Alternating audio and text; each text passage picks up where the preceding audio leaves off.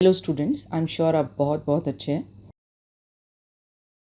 कभी कभी एक वर्ड के मल्टीपल मीनिंग्स हो जाते हैं और ये डिपेंड करता है कि वो किस कॉन्टेक्स्ट में यूज़ हो रहे हैं। कॉन्टेक्स्ट के हिसाब से उनके मीनिंग्स चेंज होते हैं। आज हम कुछ ऐसे वर्ड्स लेंगे जो हमें अक्सर कंफ्यूज करते हैं, उनके मीनिंग्स बताएंगे और कुछ एग्जाम्पल सेंटेंसेस से उनको एक्सप्लेन करेंगे। आज हमारा पहला वर्ड है स्टैम्प। देखिए, एक स्टैम्प होता है ज़मीन पे ज़ोर से पैर रखना, ठीक है, तेज़ी से और दम लगा के ज़मीन पे पैर रखना, जिससे एक बहुत ज़्यादा सी तेज़ नॉइज़ निकलती है। और ये हम कभी कभी, मतलब हम नहीं, ये अक्सर अपना एंगर शो करने के लिए किया जाता है। The child stamped on the ground in anger. बच्चे ने गुस्से में ज़मीन पे स्टैम्प किया, ज़ोर से पैर रखा, तेज़ी से। और दूसरा मतलब है स्टैम्प का ticket. A postage stamp is a small piece of paper issued by a post office. तो ये दूसरा तरीका है उसे यूज़ करने का। हमारा दूसरा शब्द है लीव्स। लीव्स का एक मतलब है पत्तियाँ, पत्ते, और दूसरा मतलब है जाना, छोड़ के जाना। This tree has small leaves. She has left her mug here. Left leave का इस केस में, देखिए इस केस में लीव एक वर्ब है और लेफ्ट उसका V2 फॉर्म, V2 फॉर्म भी है, V3 फॉर्म भी है। She has left her mug here. उसने अपना मग यहाँ छोड़ दिया है ना, छोड़ने की सेंस में यहाँ यूज़ हुआ है। We will leave soon as we have to travel. हम जल्दी ही निकलेंगे, हम जाएंगे क्योंकि हमें ट्रैवल करना है। हमारा अगला शब्द है एक्सक्यूज़। एक्सक्यूज़ का मतलब है एक रीज़न। ये रीज़न सही भी हो सकता है, मतलब सच भी हो सकता है और सच नहीं भी हो सकता, जो हम देते हैं अपना बिहेवियर एक्सप्लेन करने के लिए। ये एक नाउन है। एक वर्ब की तरह एक्सक्यूज़ तब यूज़ होता है जब हम किसी को उसकी ड्यूटीज से या रिस्पॉन्सिबिलिटीज से फ्री कर देते हैं। The students gave a lame excuse to skip the exam. ये नाउन की तरह यूज़ किया गया है। स्टूडेंट ने लेम एक्सक्यूज़ दिया। लेम एक्सक्यूज़ माने उसने एक बहाना बनाया to skip the exam. This is a good excuse for a party. Party के लिए ये एक अच्छा बहाना है। यहाँ पर भी ये नाउन की तरह यूज़ हुआ है। I had to excuse myself and go out of the room. मुझे खुद को एक्सक्यूज़ करना पड़ा, यानी कि किसी एक पर्टिकुलर रिस्पॉन्सिबिलिटी से फ्री करना पड़ा और मैं रूम से बाहर गई। तो ये एक्सक्यूज़ का यूज़ हो गया। नेक्स्ट वर्ड है रिकॉर्ड। रिकॉर्ड का एक मतलब होता है written account of what has happened और बीन डन। एक लेखा जोखा, एक रिटन रिकॉर्ड जिसको हम कहते हैं। और दूसरा रिकॉर्ड होता है हाईएस्ट या फिर लोएस्ट परफॉर्मेंस। अक्सर हम ये स्पोर्ट्स में यूज़ करते हैं कि उसने रिकॉर्ड बना दिया, वो रिकॉर्ड टूट गया, ये तो उसका लोएस्ट रिकॉर्ड है। We should appoint a new person to keep a record of sales. Sales का लेखा जोखा रखने के लिए हमें एक नया पर्सन चाहिए, एक नया पर्सन अपॉइंट करना चाहिए। Many new world records will be broken in the upcoming Olympics. बहुत से वर्ल्ड रिकॉर्ड्स तोड़े जाएंगे, मतलब कई हाईएस्ट जो रिकॉर्ड्स बने हैं उनको तोड़ा जाएगा ओलंपिक्स में। एक और होता है रिकॉर्ड करना, माने कई बार हम सॉन्ग्स को रिकॉर्ड करने के लिए या किसी मूवी को रिकॉर्ड करने के लिए इस वर्ड का यूज़ करते हैं। He has just recorded a song. उसने अभी अभी एक सॉन्ग रिकॉर्ड किया है। नेक्स्ट वर्ड है मिनट। मिनट लिखा जाता है MINUTE। इसे मिनट कहा जाता है या माइन्यूट भी कहा जाता है। एक तो इसका मतलब होता है टाइम, हम बहुत यूज़ करते हैं इसको।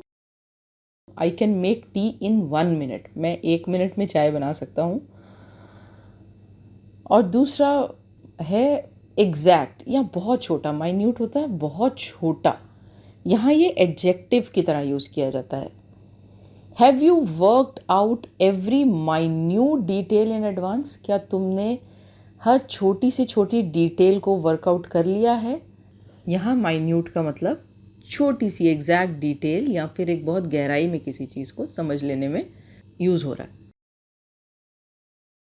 नेक्स्ट वर्ड है पॉलिश। पॉलिश हम जानते हैं कि एक क्रीम होती है या एक लिक्विड होती है जो किसी चीज़ पे लगाई जाती है, घिसी जाती है टू क्लीन इट और उसकी शाइन बढ़ाने के लिए। इसको नाउन की तरह यूज़ किया जाता है अगर वो क्रीम या लिक्विड की हम बात करें। और process of rubbing to make something shine वो एक वर्ब होता है। एक और पॉलिश होता है, पोलैंड के लोगों को पॉलिश कहा जाता है। ठीक है, इसके कुछ सेंटेंसेस देखते हैं। आई am looking for shoe polish, मतलब मुझे शू पॉलिश चाहिए। It will help if you polish your shoes every day. अगर तुम अपने शूज़ हर रोज़ पॉलिश करो तो ये अच्छा होगा। He is a Polish citizen, वो पोलैंड का सिटीज़न है। He is a Polish citizen, वह पोलैंड का सिटीज़न है। पोलैंड के लोगों को पोल्स भी कहा जाता है। मेरा अगला शब्द है डस्ट।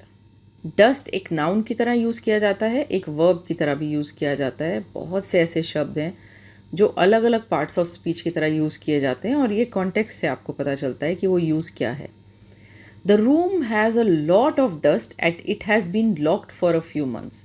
रूम में बहुत सी धूल है। यहाँ डस्ट का मतलब है धूल। डस्ट एवरीथिंग बिफोर स्लीपिंग, हर चीज़ को डस्ट कर दो, वहाँ से धूल हटा दो, साफ़ कर दो सोने से पहले। ये यूज़ एक वर्ब की तरह है। पहला यूज़ जहाँ हम बात कर रहे हैं कि बहुत डस्ट है, वहाँ नाउन की तरह यूज़ होता है। मेरा अगला शब्द है एज्ड।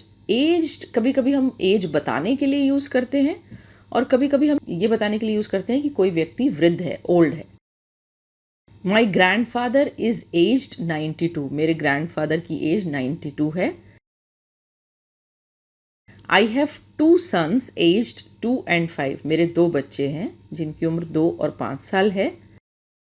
जब हम ये बात करते हैं कि किसी की उम्र ज़्यादा है तो हम इसे एजिड कहते हैं। Be polite to him, he is an aged person. यहाँ ये एडजेक्टिव की तरह यूज़ हो रहा है। एक और देखते हैं, माई grandfather is an aged person. Pronunciation में डिफरेंस है, आप इसे नोट कीजिए। अगला शब्द है वॉइस। वॉइस का मतलब जनरली आवाज़ होता है। कभी कभी हम इसका यूज़ करते हैं अपने ओपिनियंस और फीलिंग्स को एक्सप्रेस करने के लिए, अपनी भावनाएं व्यक्त करने के लिए। Lata Mangeshkar has a melodious voice, Lata Mangeshkar की मधुर आवाज़ है। Lata Mangeshkar has a sweet voice, मतलब ये उनकी आवाज़ की क्वालिटी को बताने के लिए है। Do not be afraid to voice your wish और योर ओपिनियन, अपनी ओपिनियन या अपनी विश को उठाने के लिए, उसकी आवाज़ उठाने के लिए, उसको व्यक्त करने के लिए, उसको प्रकट करने के लिए आप में कोई डर नहीं होना चाहिए, मतलब आप डरिए मत, उसे व्यक्त कीजिए। नेक्स्ट वर्ड है वेंचर। वेंचर एक नाउन की तरह यूज़ होता है और वेंचर एक वर्ब की तरह भी यूज़ होता है। मैंने इसको गलत तरीके से यूज़ होते हुए देखा है। तो नाउन की तरह इसका मतलब होता है एक ऐसा प्रोजेक्ट जो नया है और जिसमें एक रिस्क है, डेंजर है, क्योंकि आपको नहीं पता कि वो सक्सेसफुल होगा या नहीं।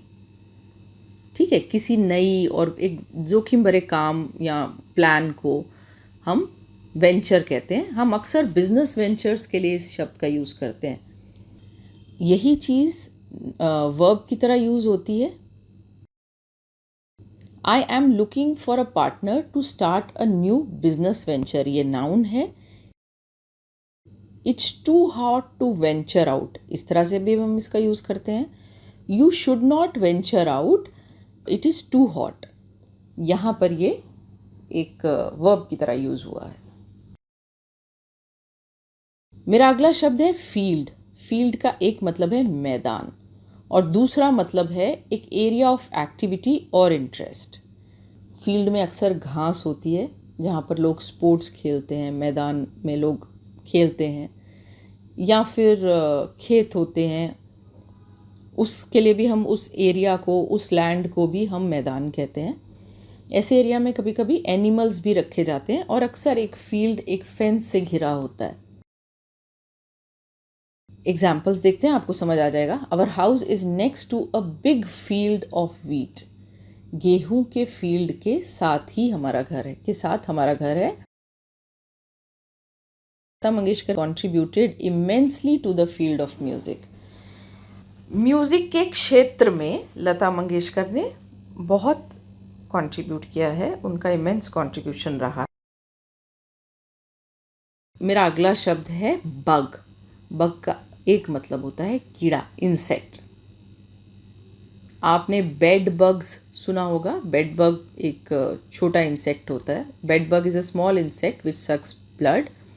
और बग शब्द का दूसरा मतलब है एनॉय करना, किसी को परेशान करना, इरिटेट करना। I avoid going out as bugs bug me. मैं बाहर जाना अवॉइड करती हूँ क्योंकि मुझे बग्स, कीड़े, इंसेक्ट्स बग करते हैं, परेशान करते हैं, एनॉय करते हैं। हमारा नेक्स्ट वर्ड है बाव और बो। एक ही तरह से लिखा जाता है, BOW। मतलब अलग है और कहने का तरीका भी अलग है। ठीक है, एक का मतलब होता है झुकना, बेंड करना, और दूसरा है एक वेपन है, ये एरोज। हिंदी में इसे, मेरा ख्याल है इसे कमान कहते हैं। तीर और कमान में से जो कमान है, दैट इज बो। वी शुड ओनली बाव इन फ्रंट ऑफ गॉड। हमें केवल भगवान के सामने झुकना चाहिए। Earlier people use to fight with bows and arrows.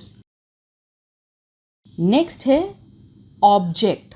Object का मतलब कभी कभी एक चीज़ की तरह यूज़ किया जाता है। इसका मतलब आपत्ति करना भी होता है, और ऑब्जेक्ट का एक मतलब होता है एक गोल या purpose. There are 4 objects in this bag. यहाँ ऑब्जेक्ट का मतलब है वस्तु। इस बैग में 4 वस्तुएं हैं। Many people object to the new text. बहुत से लोगों को आपत्ति है न्यू टेक्स्ट से। आपत्ति, यहाँ ऑब्जेक्ट का मतलब है आपत्ति। ये वर्ब है, पहले केस में नाउन था। The object of joining this course is to become good at coding। जो पर्पस है, जो गोल है, जो मकसद है इस कोर्स को ज्वाइन करने का, वो कोडिंग में अच्छा होना है।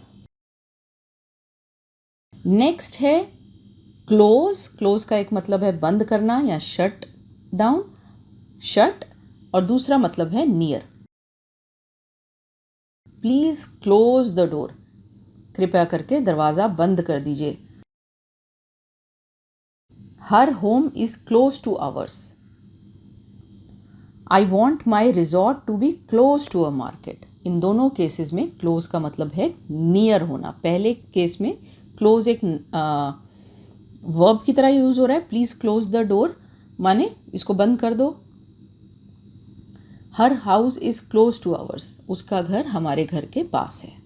यहाँ पर एक प्रेपोजिशन की तरह क्लोज वर्ड यूज हो रहा है। तो इंग्लिश में आप बहुत से ऐसे केसेस देखेंगे जहाँ एक वर्ड कई तरह से यूज़ किया जाता है और उसकी पार्ट ऑफ स्पीच भी चेंज हो जाती है। आई एम श्योर आज आपने कुछ नया सीखा है। अगर आपको हमारा ये वीडियो यूज़फुल लगा है तो प्लीज़ इसे लाइक कीजिए, शेयर कीजिए, हमारे चैनल को सब्सक्राइब कीजिए, अपने कमेंट्स छोड़िए। Bye bye, see you soon.